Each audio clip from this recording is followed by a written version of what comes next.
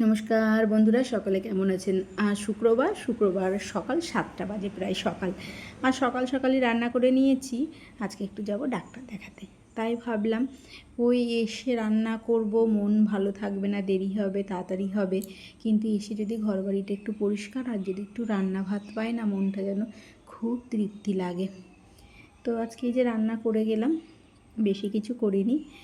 ঝিঙে দিয়ে আলু দিয়ে পোস্ত দিয়ে, এইদিকে আম দিয়ে ডাল, উচ্ছে ভাজা আর ভাত। এই এখন এটা হচ্ছে ঝড় বৃষ্টির সময়, তো এই দেখতে দেখতে এমনভাবে ঝড় উঠবে সময় বিশেষ যে কি বলবো। গিয়েছিলাম একটু জায়ের বাড়ি, সেখানেই আম মাখা খাওয়ার জন্য কাঁচা আম পাড়ছিলাম।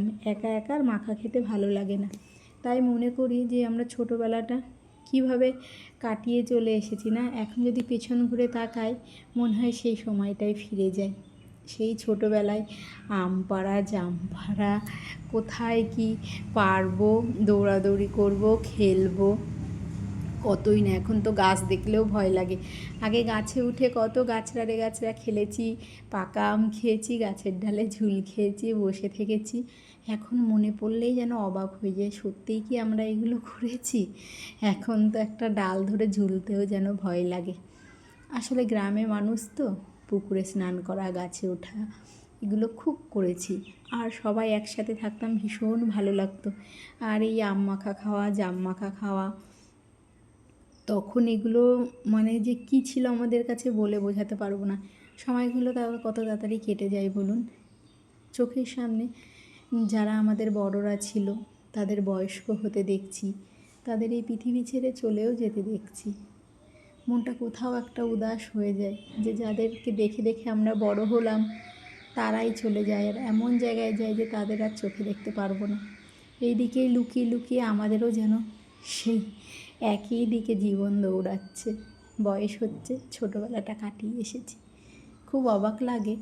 তখন কোনো ভয় ছিল না, কোনো রকম কোনো চিন্তা ছিল না, ভাবনা ছিল না। মা বাবার কাছে থাকতাম, মা বাবা পাশে থাকলেই যেন সব ঠিক হয়ে যেত। এখন সেই সময়গুলো পার করছি। মা বাবা যেই সময়গুলো পার করেছিল তখন, এখন আমরা এসে সেখানেই দাঁড়িয়েছি। এখন বুঝি আমরা যেখানে নিশ্চিন্তে ছিলাম, সেখানে হয়তো মা বাবা সবাই খুব চিন্তা করতো।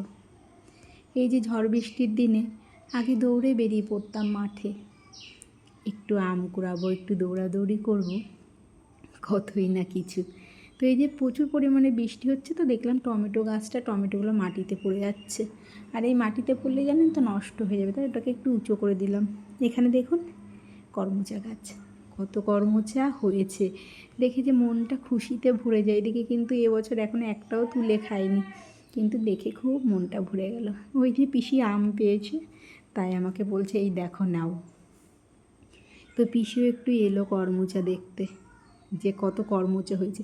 আর সত্যি ভীষণ ভালো লাগছে। এই যে সামনে ষষ্ঠী আসছে, এই আর কিছুই থাকবে না। এখন গাছটা যতটা ভরা ভরা দেখছেন ফলে ফুলে পাতায়, তখন গাছটা পুরো ফাঁকা থাকবে, এমনকি ডাল কেটে নিয়েও চলে যায়। তো এই যে ঝড় উঠেছে, সত্যি এই মেঘলা দিনটা দেখে আজ আমার পুরনো দিনের কথা মনে পড়ে গেল। এই আকাশে মেঘ উঠলেই পলিথিন ব্যাগ নিয়ে বাগানে ছুটতাম। আম কুড়াবো, বৃষ্টিতে ভিজবো।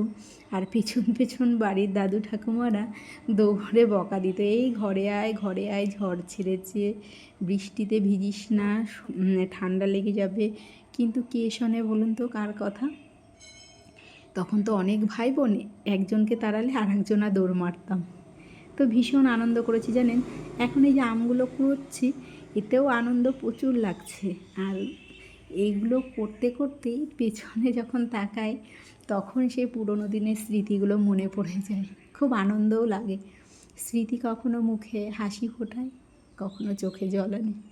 এই জন্য জীবনটা এমনই কাটানো প্রয়োজন যে পেছন ঘুরে তাকালেই যেন মুখে হাসি ফোটে। এই যে জলে ভিজছে, কি আনন্দই না লাগছে দেখে বলুন তো। আমরাও কখনো ভিজেছি, বাড়ির থেকে বকলে শুনতামই না, এখন না সেই জিনিসটা বুঝি।